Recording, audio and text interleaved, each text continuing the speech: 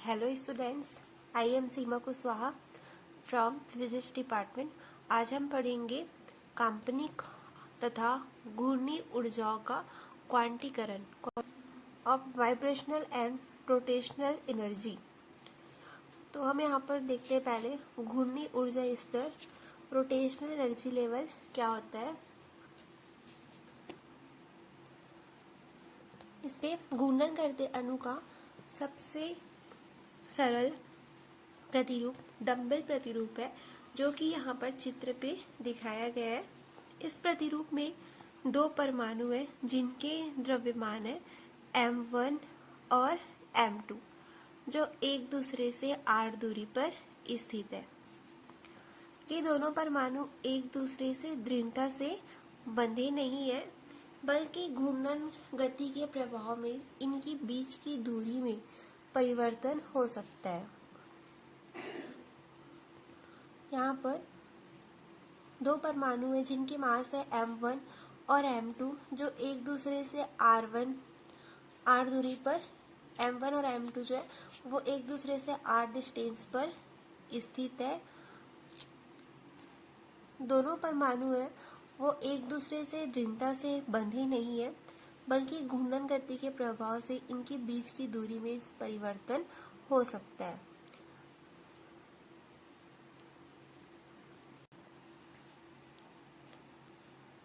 चिरस्मृत यांत्रिकी में किसी दृढ़ पिंड की घूर्णी ऊर्जा निम्न संबंध से दी जाती है। तो ये संबंध होगा E=1/2 I ओमेगा स्क्वायर, जहाँ ओमेगा है वो घूर्णी गति का कोणीय वेग तथा I पिंड का घूर्णन अक्ष के सापेक्ष जड़त्व आघूर्ण है।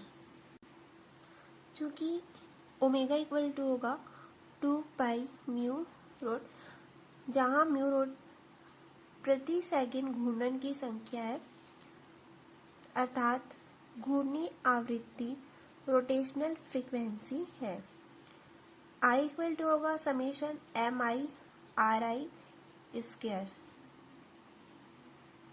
निकाय का कोणीय संवेग P होता है I ओमेगा, अतः घूर्णी ऊर्जा निम्न रूप का हो जाता है। तो E हो जाएगा P²/2I।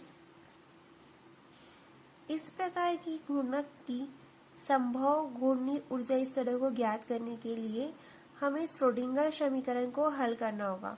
तो हम श्रोडिंगर समीकरण पहले पढ़ चुके हैं, जो होता है del square psi upon del x square plus del square psi upon del y square plus del square psi upon del z square plus 8 pi square m upon h square E-v Sai = 0।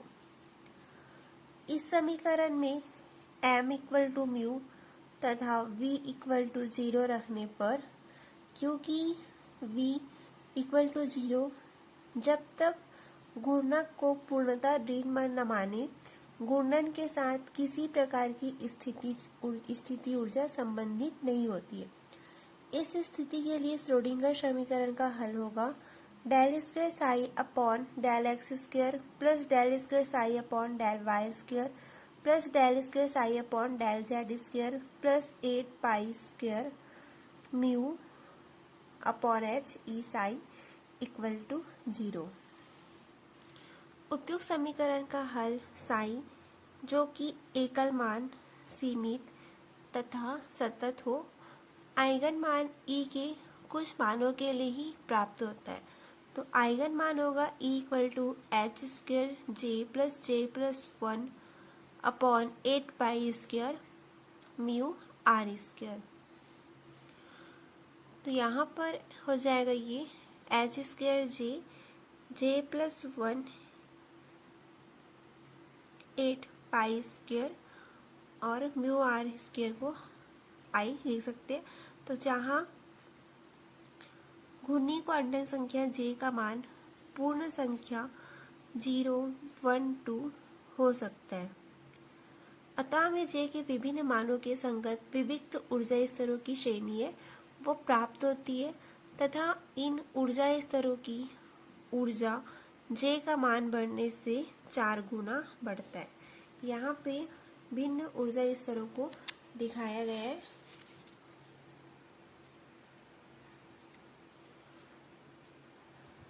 Zero, 1, 2, 3, 4, 5, 6, 7, 8 तक। ऋणात्मक अवस्था J में चिरस्मत कोणीय वेग होगा P equal to H upon 2 pi root J plus J plus 1 H upon 2 pi J। यह परिणाम जो है वो क्वांटम यांत्रिकी में कोणीय संवेग सदिश के परिमाण के सामान्य परिमाण से मेल खाता है। यह जो परिणाम है P की वैल्यू जो निकाले यहाँ पे, वो क्वांटम यांत्रिकी में कोणीय संवेग सदिश के परिमाण के सामान्य परिणाम से मेल खाता है। अतः घूर्णी क्वांटम संख्या J जो है वो H अपॉन 2 पाई इकाई में लगभग कोणीय संवेग प्रदर्शित करता है। अतः J एक कोणीय संवेग है जिसका परिमाण होगा root J plus 1 H upon 2 pi equal to J H upon 2 pi. चूंकि ऋण घूर्णक की ऊर्जा स्तर तथा कोणीय संवेग की केवल कुछ ही विविक्त मान संभव है, अतः कुछ निम्नलिखित घूर्णी आवृत्तियां ही संभव है। हम जानते हैं कि P इक्वल टू होता है I ओमेगा तथा कोणीय आवृत्ति होगी omega equal to H upon 2 pi I root J plus 1 equal to H upon 2 pi I J। अतः घूर्णी आवृत्ति हो जाएगा mu root equal to H upon 4 pi square I J plus 1। इसे हम लिख सकते हैं H 4 pi square I J।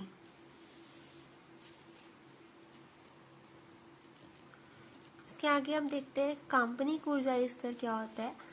Vibrational energy level.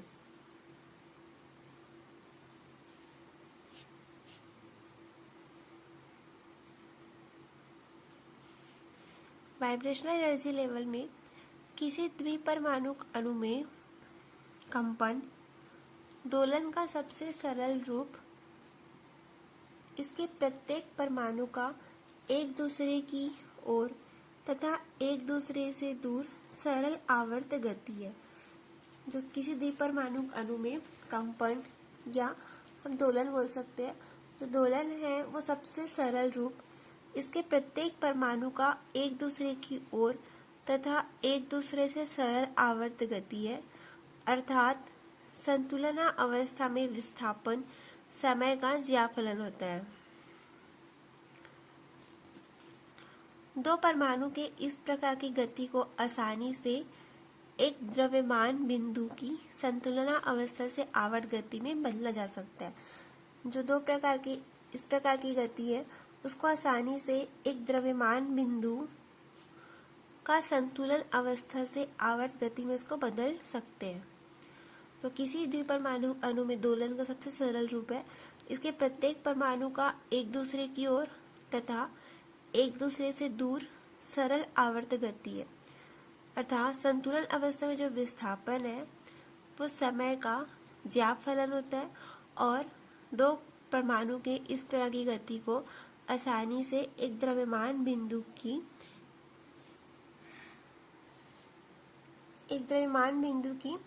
संतुलन अवस्था से आवर्त गति में बदल सकते हैं। तरंग यांत्रिकी में किसी द्विपरमाणुक अणु के दो नाभिक है के कंपनों को म्यू द्रव्यमान वाले एकल कण की गति में परिवर्तित किया जा सकता है। जो तरंग यांत्रिकी है उसमें किसी द्विपरमाणुक अणु के दो नाभिक है के कंपनों को म्यू द्रव्यमान वाले एकल कण की गति में परिवर्तित किया जा सकता है, जिसके संतुलन अवस्था से विस्थापन x अंतर नाभिकीय दूरी में परिवर्तन होगा r माइनस आर ई के बराबर होता है यदि दो नाभिकों की स्थितिज ऊर्जा V इक्वल टू होगा 1/2 k x स्क्वायर। तो यहाँ पर इसकी वैल्यू हो जाएगी 2 पाई स्क्वायर m म्यू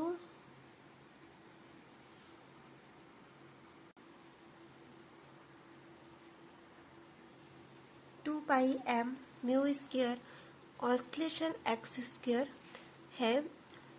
तब तरंग समीकरण जो कि एकल कण की गति को व्यक्त करता है वो होगा D square psi upon D X square plus 8 pi square mu upon H square E minus half K X square psi equal to 0।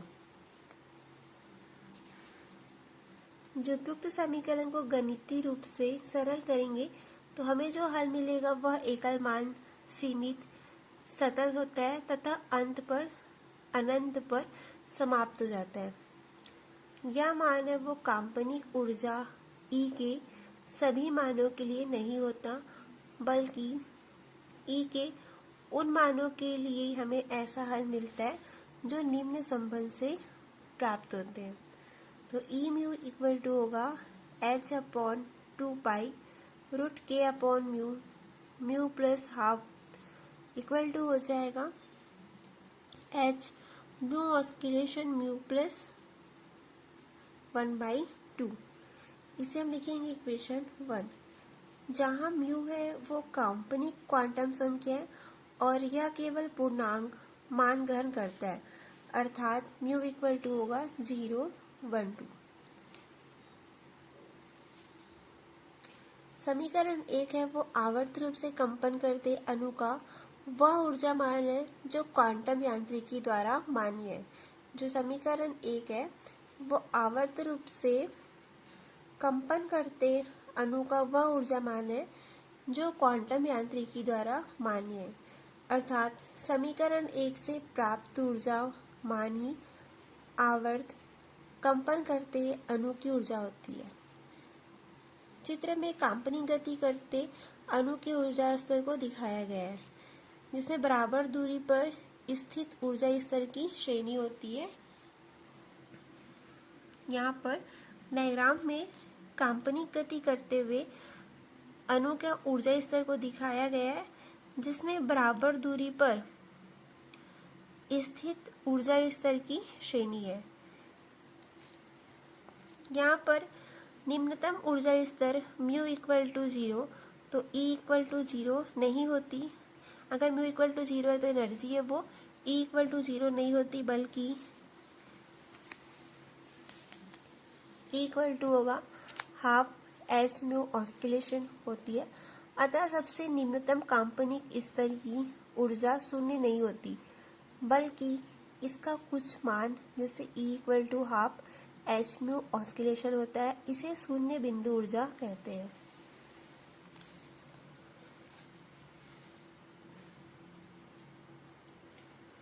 ऊर्जा स्तर म्यू इक्वल टू 0 को शून्य बिंदु कंपन को कभी कभी कंपन रहित अवस्था कहा जाता है। ऊर्जा स्तर जो म्यू इक्वल टू 0 है उसको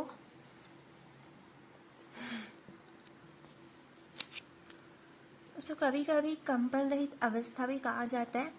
पुराने क्वांटम सिद्धांत में आवर्ती दोलित्र यानी कंपन करते अणु की ऊर्जा एच म्यू ऑस्किलेशन है V प्राप्त किया गया जिसमें पुराने क्वांटम सिद्धांत में कंपन करते अणु की ऊर्जा एच म्यू ऑस्किलेशन V प्राप्त किया गया। स्पष्ट है कि शून्य बिंदु ऊर्जा की अभिधारणा को छोड़ दे तो पुराने क्वांटम सिद्धांत और आधुनिक क्वांटम यांत्रिकी में ऊर्जा स्तर एक समान ही है। यदि शून्य बिंदु ऊर्जा की अभिधारणा को छोड़ दिया जाए तो पुराने क्वांटम सिद्धांत तथा आधुनिक क्वांटम यांत्रिकी में ऊर्जा स्तर जो होंगे वो एक समान ही होंगे।